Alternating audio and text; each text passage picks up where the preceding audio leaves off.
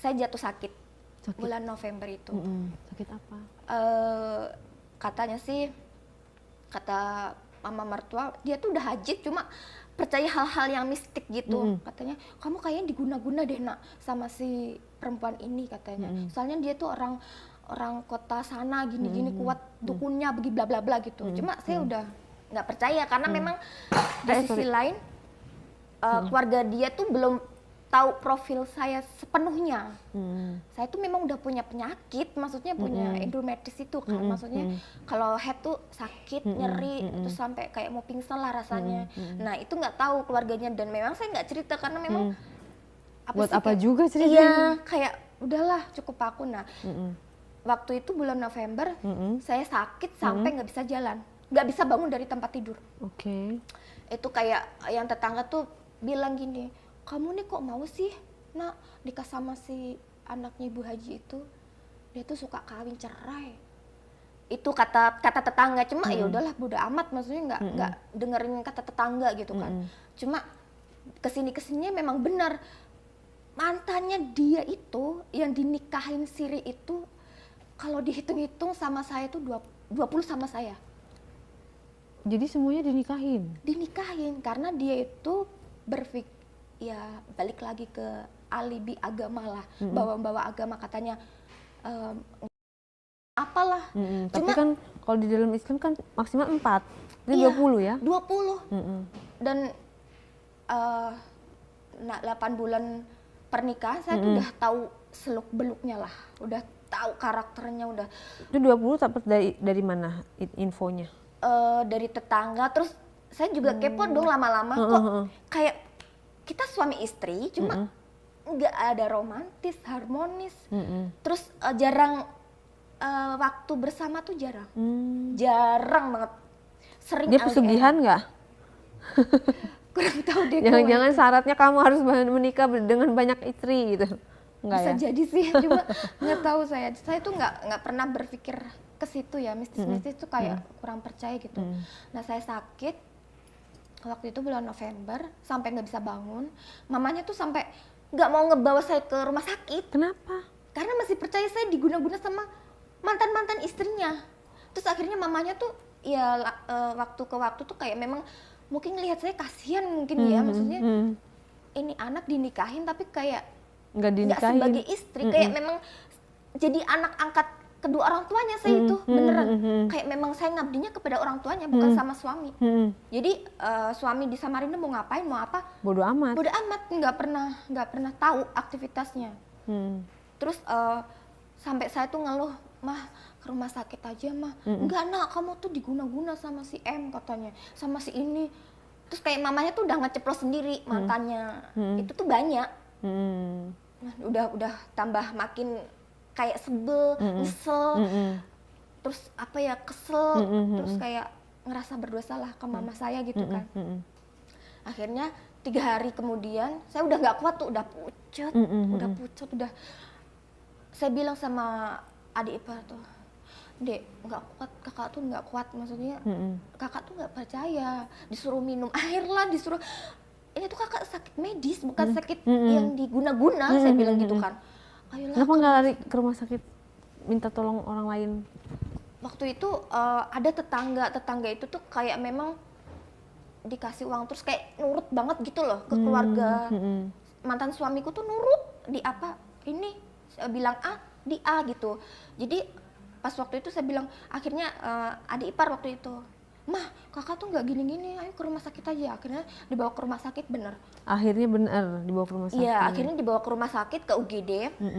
Nah, dites urin lah segala macam. Terus udah berapa hari, 3 hari dok, udah nggak bisa jalan, saya bilang gitu. Ini lagi head nggak? Iya, udah menikah, udah, saya bilang gitu. Karena kan memang KTP masih single ya statusnya, karena memang nikahnya nikah siri. Terus kata dokter, ini apa, penebalan dinding rahimnya makin tebal. Ada riwayat ya endometritis, kata dokter. Iya ada, aku bilang gitu kan. Ini sebenarnya disuruh operasi ya, tapi ibu nggak mau katanya. Iya memang sih dok, waktu itu memang disuruh, cuma kan saya berpikirnya karena belum nikah. Jadi kalau belum nikah tuh kayak memang saya takut ada bekas jelek di perut, saya bilang gitu kan. Terus akhirnya beneran pas di UGD saya kritis itu katanya udah nggak sadar, 1 hari itu nggak sadar katanya. Kayak memang suamiku tuh kayak takut kehilangan gitu, bener-bener ayo berapapun biayanya operasi gini-gini bla bla bla katanya. Kalau perlu kita keluar negeri lah gini-gini kata gitu dia bilang. Cuma pas waktu itu memang nggak sadar kan, kalau nggak dioperasi bisa ke otak katanya, kata dokter. Terus akhirnya ini nanti operasi apa kata suamiku kan, operasi besar dia bilang gitu, dibius total, terus biayanya dirinciin gitu katanya. Pas waktu itu diceritain. Cuma pas waktu itu saya di ICU 1 hari, malamnya ditindak operasi. Terus itu juga mama saya nggak tahu, pokoknya keluarga besar tuh nggak tahu semua. Waktu saya bener-bener entah itu udah pas waktu sakit sih memang udah gini. Kalau memang nyawa saya udah diambil, saya pengen nyampein minta maaf lah sama mama gitu kan, maksudnya maaf sebesar-besarnya. Cuma waktu itu langsung ditanganin, aku dioperasi, aku sadar itu 8 jam kemudian katanya. Sadar itu kayak udah bekasnya udah jelek banget lah, udah besar begitu perut. Terus di situ dia sih katanya sih memang udah ngelakuin perselingkuhan lagi, beda cewek. Nah pas di rumah sakit pun saya namanya masih kena bius ya, masih kayak nggak sadar-sadar gitu. Dia sempet-sempetnya video call loh sama cewek lain. Saya kira ya mungkin rekan kerjanya atau apa. Kirainnya kamu masih nggak sadar, iya, padahal kamu sadar. Udah sadar dan memang udah denger. Cuma kalau buat melek tuh kayak masih susah. Pusing, iya masih pusing karena biusnya tuh dosis tinggi. Terus kata aku dalam hati sih, maksudnya ini suamiku video callan sama siapa, cuma jelas banget suaranya tuh cewek. Ngomongnya apa? Kamu cantik deh. Selalu ingat kata-kata itu sampai sekarang, dan kadang tuh masih terngiang-ngiang dia bilang kalau tidur tuh dia tuh memang ngigo ya, selalu ngigo karena beban, saya tahu deh beban kerjaan dia tuh lumayan berat. Kadang tuh ngigo, kamu cantik, kamu ramah, kayak memang dia tuh suka. Kayak lagi kenal sama cewek gitu ya? Iya bener. Dan nggak sengaja waktu itu pas dia mandi, handphonenya digeletakin begitu kan. Ada notif tuh, cewek-cewek tuh pada bilang transfer uang lah, minta beliin baju lah. Terus saya bilang kan sama dia, itu siapa? Aku bilang teman kerja, dia bilang gitu. Temanku bisa minta lebih sih, aku bilang gitu. Tapi ya udahlah nggak apa-apa, aku juga nggak mau berantem, nggak mau ribet saya, aku bilang gitu kan. Ya udah, terus dia bilang gini, aku sebenarnya tuh ini tahu, dia udah cerita, ada cita-cita, dia bilang itu. Cita-cita apa? Aku bilang poligami. Dia bilang gitu, poligami. Kok poligami? Iya kan di Islam itu udah dalil panjang deh, di dalil panjang. Terus anehnya lagi pas masuk ke bulan 9 bulan pernikahan, dia tuh aneh. Anehnya kenapa? Setiap berhubungan sama saya harus nonton dulu tuh, harus nonton video, kayak memang dia tuh. Berarti sama kamu nggak nafsu? Nah itu kayaknya sih itu, karena dia bilang sendiri, aku tuh tipenya tetenya yang gede. Kenapa nikahin kamu? Nah itu dia, saya bilang kan, kenapa ya waktu itu kamu nikahin aku? Ya kan kamu udah mama papaku tuh udah suka sama kamu, dan nggak mungkin lah aku nolak orang tuaku tuh kayak memang udah ngedukung usahaku sampai sekarang, bla bla bla gitulah ceritanya. Cuma saya takut bilang, kualat sama orang tua, iya, jadi ngikut. dia bilang gitu. Terus itu mamanya masih care banget ke saya, maksudnya masih pro lah. Saya masih 1 minggu saya di opnam di rumah sakit ya. Itu tuh udah dia udah bolak-balik lah. Saya ditunggu sama mbaknya sama mamahnya. Mamahnya tuh bener-bener luar biasa sih ngerawatnya, kayak emang kayak anak sendiri. Iya, sampai ngecebokin itu mamahnya loh. Padahal mertua loh, saya bukan anak kandung. Kayak memang scare itu, dan memang kayak percaya dong, nggak kayak memang nggak ragu sama sekali. Iya bener ya, orang tuanya tuh benar-benar pro. Gimana aku ngebalesnya, maksudnya kalau aku nggak berbuat baik mau gimana gitu kan.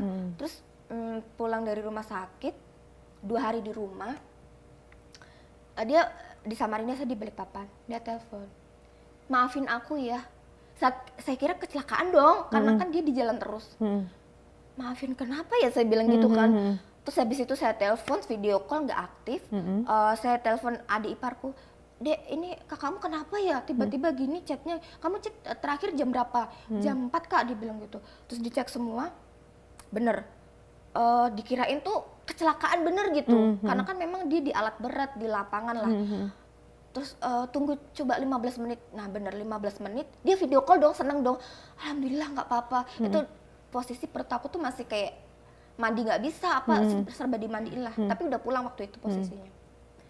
Di video call, perempuan dong. Kak, kenalin, saya cewek, saya pengen ditanggung jawabin dinikahin sama suamimu.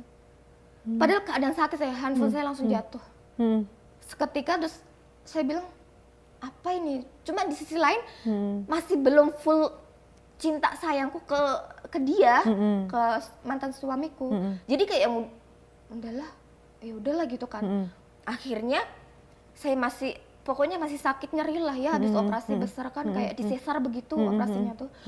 Udah adik parku, ayo kita datengin ke kantornya, katanya ke kantor sama ke rumahnya. Bener, cewek ini brutal katanya sih cewek beli ya waktu itu, cuma saya nggak tahu.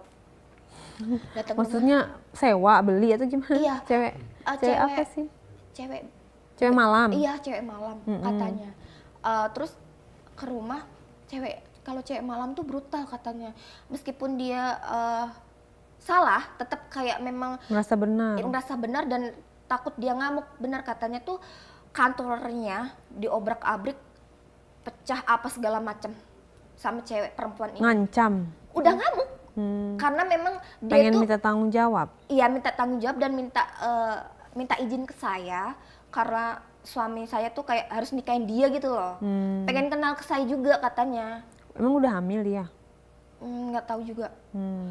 Terus waktu itu datang bener kayak memang sepro itulah, dari kejadian 1, 2, 3, 4, bahkan mantan suamiku tuh nggak cuma sekali selingkuh. Jadi kayak yang dari katanya mantan istrinya ternyata masih istrinya, terus selingkuhannya.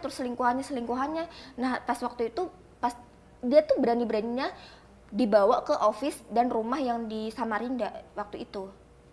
Katanya saya dibeliin tiket, dikasih uang, pokoknya harus dinikahin gini-gini. Ya memang cewek itu tuh kayak memang butuh uangnya aja sih, bukan butuh apa namanya cintanya atau apanya lah.